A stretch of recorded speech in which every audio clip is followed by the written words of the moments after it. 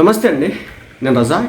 చాలామంది అడుగుతున్నారు, ఈ మొంతా తుఫాన్ గురించి నువ్వు ఎట్లా చూస్తున్నావు, ఎక్కడ చూస్తున్నావు, ఎలా వస్తుందని చెప్తున్నావు, ఏ ఏ ప్రాంతాలని చెప్పేసి ఎలా చెప్తున్నావు అని చెప్పేసి చాలామంది అడుగుతున్నారు.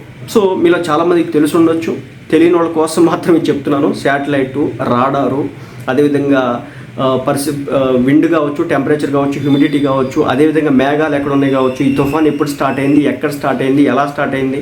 సో వీటన్నిటికి సంబంధించి మనకు రాడార్స్ ఉంటాయి కదా, లేదంటే శాటిలైట్స్ ఉంటాయి కదా, వాటి ద్వారా చూసి చెప్తారనమాట. సో నేను ఇప్పుడు మీ అందరికీ అదే చూపించే ప్రయత్నం అయితే చేస్తాను. సో మీరు కూడా చూసుకోవచ్చు, ఇబ్బంది అయితే ఏం లేదు. సో ఇది వచ్చేసి జూమ్ ఎర్త్ అని చెప్పేసి వెబ్సైట్ అయితే ఉంటుంది అనమాట. దాంట్లో మీరు చాలా తేలిగ్గా చూసుకోవచ్చు అనమాట, ఇబ్బంది అయితే ఏం లేదు. సో ఫస్ట్ నేను అసలు ఇది ఎప్పుడు స్టార్ట్ అయింది, ఎక్కడ స్టార్ట్ అయిందో చెప్తాను. ఇది వచ్చేసి ఏంటంటే బే ఆఫ్ బెంగాల్లో 27th October 5:30 దగ్గర నుంచి స్టార్ట్ అయినట్టు ఇక్కడ చూపిస్తుంది అనమాట. అప్పటి నుంచి మనం ట్రాక్ చేయడం జరుగుతుంది. సో 27 October 5:30కి, ఎర్లీ మార్నింగ్ 5:30కి 75 కిలోమీటర్ల వేగంతో అక్కడ తిరుగుతూ ఉందన్నమాట ఈ సైక్లోన్ స్ట్రోమ్ అనేది. నెక్స్ట్ ఇది 11:30కి ఇన్ని కిలోమీటర్ల వేగం వచ్చేసి చూసారా ఎంత, ఈ డిస్టెన్స్ని కేవలం 11:30కి అనమాట ఇక్కడ నుంచి ఇక్కడికి వచ్చింది. ఆ తర్వాత వచ్చేసి 27 October 17:30, ఇది 5:30కి అనమాట. ఆ తర్వాత ఇది వచ్చేసి 27 October 23:30, అంటే 11:30కి ఇక్కడ నుంచి 27 ఎర్లీ మార్నింగ్ 5:30కి స్టార్ట్ అయ్యి ఇక్కడికి వచ్చేపాటికి 11:30 నైట్ అయింది అనమాట, 27వ తారీఖుకి, అంటే నిన్న. ఇక ఈరోజు విషయానికి వస్తే, ఈరోజు ఎర్లీ మార్నింగ్ 5:30కి మనకు చూపించడం జరుగుతుంది. సో ఈ స్ట్రోమ్ అనేది గంటకి 85 కిలోమీటర్ల వేగంతో ఇది సుడి తిరగడం అయితే జరుగుతుంది అనమాట. ఇక అదేవిధంగా చూశారు కదా, ఈరోజు 11:30కి కూడా మనకు అప్డేట్ అయితే వచ్చింది. సో 11:30 టైంలో మనకి ఇక్కడ ఉందన్నమాట. నెక్స్ట్ డెస్టినేషన్ వచ్చేసి లెక్క ప్రకారం 6:30కి మనకి ఇక్కడ చూపించాలి. బట్ 11:30కి 23:30 అంటే 11:30కి ఇది తీరం దాటిపోతుంది, క్లియర్గా కంప్లీట్గా తీరం దాటిద్దని చెప్పేసి మనకి అప్డేట్ ఇవ్వడం అయితే జరుగుతుంది అనమాట. సో మీరు ఇక్కడ చూసినట్లయితే కనుక ఇది మూవ్ అవ్వడం అయితే జరుగుతుంది. సో ఇక్కడ నుంచి ఇది ఇప్పుడు 11:30కి నైట్ 11:30 కల్లా ఇది రీచ్ అవ్వడం జరిగింది ఈ ప్రాంతానికి. ఎక్కడికి? ఇది పాలకొల్లు అనే ప్రాంతానికి. సో ఇది 11:30కి అప్డేట్ ఇవ్వడం అయితే జరిగిందనమాట. సో మనం ఇక్కడ జూమ్ చేసి చూస్తే కనుక ఏ ప్రాంతాలు దీని రాడార్లోకి, అంటే ఈ ప్రాంతాల్లోకి, అంటే ఈ సైక్లోన్ ఎఫెక్ట్ రీజియన్లోకి వస్తున్నాయి అని చెప్పేసి ఇప్పుడు నేను చెప్తాను. ముఖ్యంగా ఏంటంటే, నేను మచిలీపట్నం మొర్రో అని చెప్పా కదా, ఇదిగోండి మచిలీపట్నం పక్కగా ఇది వెళ్ళడం అయితే జరుగుతుంది.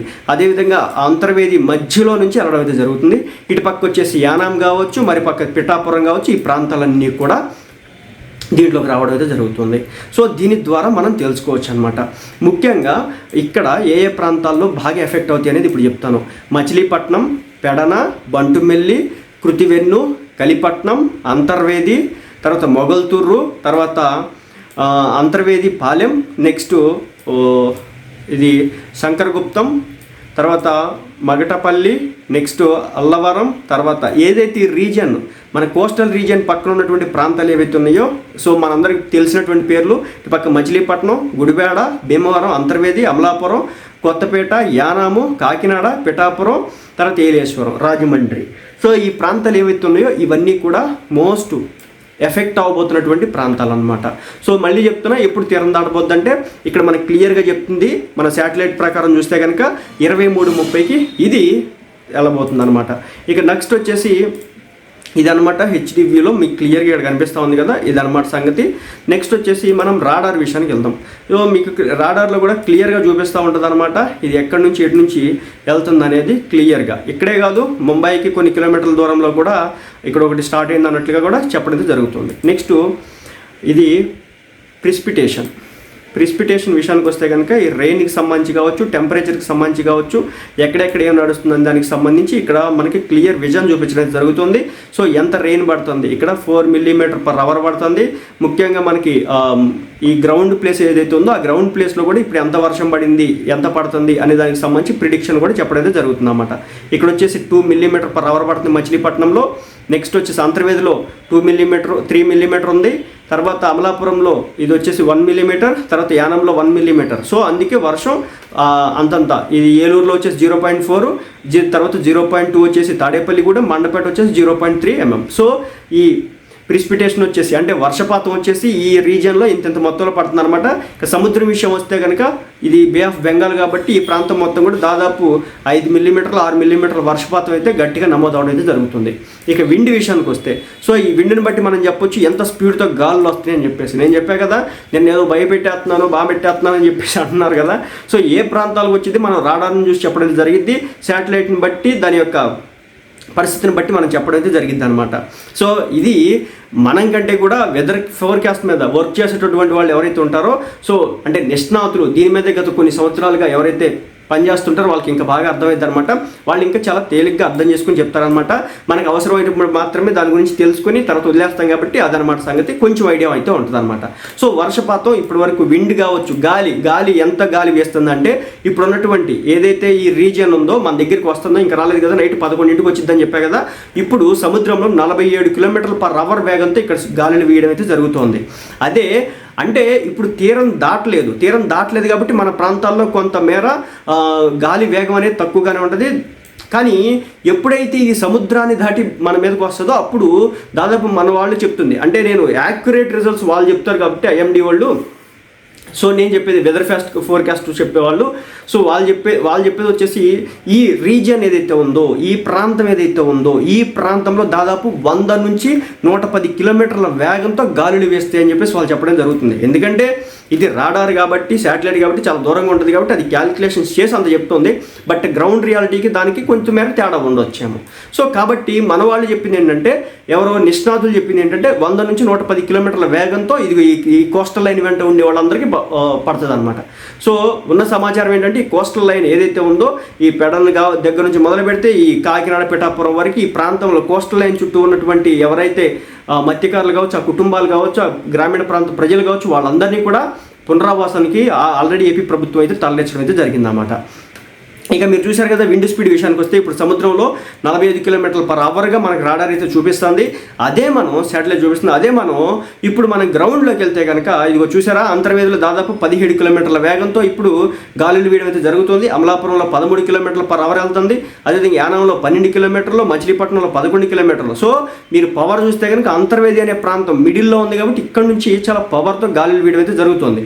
మచిలీపట్నం 11 కిలోమీటర్లు, రేపల్లె 9, కొల్లూరు 7, గుడివాడ 6 కిలోమీటర్లు, అంటే దూరంగా ఇంకా ఉంది కాబట్టి అంత స్పీడ్తో అయితే మనకి గాలి రావడం అయితే జరుగుతుంది. అయితే ఇది అప్డేట్ వెళ్తా ఉంది కదా, సో ఇది మనం 11:30 దగ్గర నుంచి వెళ్తుంది కదా. సో మనకి ఇప్పుడు ఈ రీజియన్ దగ్గరికి అయితే వచ్చేసి ఉండొచ్చు. దాదాపు ఇంకొక 3-4 గంటల్లో, 4 గంటల్లో, ఇప్పుడు 6:30 అవుతుంది కాబట్టి ఇంకో 4 గంటల్లో ఇది డెస్టినేషన్ రీచ్ అవుతుంది కాబట్టి ఇంకా అక్కడ స్పీడ్ పెరగడానికి అయితే అవకాశం అయితే ఉండొచ్చు అనమాట. కాబట్టి ఈ విధంగా మనం అప్డేట్లు అయితే చూడగలుగుతాం అనమాట. అదేవిధంగా టెంపరేచర్ చూడొచ్చు ఈ ప్రాంతంలో, అదేవిధంగా ఈ ప్రాంతంలో హ్యూమిడిటీ ఎలా ఉందో చూడొచ్చు. అంటే ఏ ప్రాంతాల్లో టెంపరేచర్ ఎక్కువగా ఉందో కూడా మనం ఇక్కడ చూడొచ్చు అనమాట. అదేవిధంగా హ్యూమిడిటీ కూడా మనకి ఎలా ఉందో కూడా చూడొచ్చు అనమాట. సో ఈ విధంగా మనం రాడార్ని బట్టి మనం క్లియర్గా చెక్ చేసుకోవచ్చు అనమాట, ఎవరైనా చూసుకోవచ్చు అనమాట. సో ఈ విధంగా ఈ ప్రాంతాలు వస్తూ ఉంటాయి కాబట్టి జాగ్రత్తగా ఉండండి అని చెప్తే, కాదు మా ప్రాంతంలో గాలి రావట్లేదు, మా ప్రాంతంలో నీళ్ళు రావట్లేదు, మా ప్రాంతంలో వాన రావట్లేదు, మా ప్రాంతంలో తుఫాన్ రావట్లేదు, నువ్వెట్ట చెప్తావు రజాక్ అని చెప్పేసి కొంతమంది నన్ను అడిగారనమాట. నాకు ఎట్ట చెప్పాలో అర్థం కాలేదు. నేనేమి దేవుణ్ణి కాదు, లేదంటే కనుక నేనేమి ఆ శాటిలైట్లో దూరలేదు. నేను మీరు అందరూ కూడా శాటిలైట్ ఇమేజెస్ చూసే వీటిని బట్టే మనం మాట్లాడుకోవాల్సి అయితే వచ్చింది అనమాట. ఆ విషయాన్ని అయితే మీరు గమనించండి. నేను ఎక్కడి నుంచో తీసుకొచ్చి మాట్లాడుతున్నటువంటి విషయం అయితే కాదు.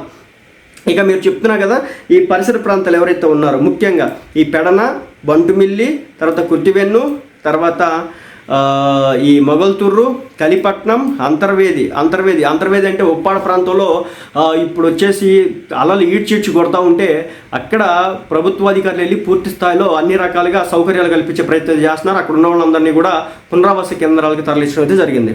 ఆ తర్వాత ఇక్కడ శంకరగుప్తం కావచ్చు, తర్వాత మగటపల్లి కావచ్చు, రాజోలు కావచ్చు, అల్లవరం, తర్వాత కాట్రేనికొన, ముమ్మిడివరం, తర్వాత పశువుల లంక, కోటిపల్లి, తర్వాత యానాము, తర్వాత కజులూరు, తర్వాత గొర్రిపూడి, కరప, కాకినాడ, ఈ ప్రాంతాలు ఏవైతున్నాయో ఇవన్నీ కూడా ఈ జోన్లోకి వస్తున్నాయి కాబట్టి ఈ ప్రాంత ప్రజలంతా కూడా చాలా జాగ్రత్తగా అయితే ఉండాలన్నమాట. ఇటు పక్క వస్తే కనుక పిఠాపురం, గొల్లప్రోలు, తర్వాత గొల్లప్రోలుకి చేబ్రోలుకి యువతల పక్క, తర్వాత కిర్లంపూడి, ఈ ప్రాంత ప్రజలంతా కూడా జాగ్రత్తగా ఉండాలన్నమాట. ప్రభుత్వం అయితే అన్ని సహాయ సహకారాలు అయితే ఏర్పాటు చేసింది. భయపడడానికి అయితే ఏమీ లేదు. ఇక్కడ నేనేం భయపెట్టట్లేదు. బట్ ఎలా చూసుకోవాలి అంటే ఇగో ఈ విధంగా శాటిలైట్ ఉంటుంది అనమాట. శాటిలైట్ని బట్టి ఎవరైనా చెప్పేది. నేనైనా చెప్పేది, ఎవరైనా చెప్పేది ఈ ప్రాంతాలు ఎలాగ వస్తాయి అంటే ఇది ఇంత క్లియర్గా ఇలా శాటిలైట్ గిర్రాన్ని తిప్పుతా చూపిస్తుంది కాబట్టి దాన్ని బట్టి ఇంత స్పీడ్తో విండ్స్ వస్తూ ఉన్నాయి కాబట్టి జాగ్రత్తగా ఉండమని చెప్పే ప్రయత్నం అయితే చేస్తున్నాం, కానీ భయపెట్టే ప్రయత్నం అయితే కాదు. అదనమాట సంగతి. మీరు కూడా చెక్ చేసుకోవచ్చు. జూమ్ ఎర్త్ అని చెప్పేసి ఒక వెబ్సైట్ ఉంటుంది, దాంట్లో చెక్ చేసుకోవచ్చు. సో ఈ విధంగా మనకి ఎక్కడ తుఫాన్లు స్టార్ట్ అవుతున్నాయో, సైక్లోన్లు వస్తున్నాయో ఉంటుంది అనమాట. ఇది ఇక్కడ ఇంకో సైక్లోన్ అయితే అరేబియా సీలో ఇంకో సైక్లోన్ అయితే ఏర్పడింది అనమాట. ఇది మన పక్కకు రావద్దని చెప్పేసి కోరుకోండి. ఇది ముంబాయి, ఇటు పక్క ఏదో చికాలిమంట. సో ఆ 2 ప్రాంతాల మధ్యలో కొన్ని వందల కిలోమీటర్ల డిస్టెన్స్‌లో ఏర్పడిందనమాట. సో ఇది మన వైపు రాకుండా ఉంటే ఏ ఇబ్బంది లేదు. ఇక్కడ బే ఆఫ్ బెంగాల్‌లో కావచ్చు, ఇక్కడ అరేబియన్ సీలో కావచ్చు 2 ఏర్పడ్డాయి. ఇలా ప్రపంచవ్యాప్తంగా ఎక్కడ ఏర్పడ్డా గాని ఇదిగో ఇక్కడ ఒకటి ఏదో ఏర్పడుతున్నట్టుంది. సో ఇలా ఏర్పడిన ప్రతి చోట విండ్ ఎంత ఉంది ఏంటనేది మనం క్లియర్‌గా చూసుకోవచ్చనమాట. ఇది ఇక్కడ ఒక తుఫాన్ అయితే ఏర్పడుతుందనమాట ఇక్కడ క్యూబా దగ్గరలో. సో ఇలా ఇలా అన్ని ప్రాంతాల్లో క్యూబా దగ్గరలో ఇది రెడ్‌గా ఉంది. అంటే మనకంటే 240 కిలోమీటర్/అవర్ వెళ్తుందనమాట. ఇదొచ్చేసి ఇంకొకటి అనమాట ట్రోపికల్ స్టోమ్ అనమాట. ఇది 75 కిలోమీటర్లు ఇప్పుడు ఒకటి పడింది మెక్సికోకి దగ్గరలో. సో ఇయన్నీ కూడా సముద్రాల్లో పడాయన్నమాట. ఎప్పుడు సముద్రాల్లో ఇలా పడతానే ఉంటాయన్నమాట. తుఫాన్‌లనేవి, సైక్లోన్‌లనేవి. మనకు మాత్రం 2 పడ్డాయి ఇప్పుడు. ఒకటి గ్రీన్, ఒకటి బ్లూ కలర్ కనపడుతుంది కదా! అదనమాట సంగతి. క్లియర్‌గా చెప్పాననుకుంటున్నా. మన ప్రాంతాలు ఏయే వస్తాయో, ఏమేమి జరుగుతున్నాయో అంతా కూడా చెప్పాననుకుంటున్నాను. ఒకసారి చూసుకోండి.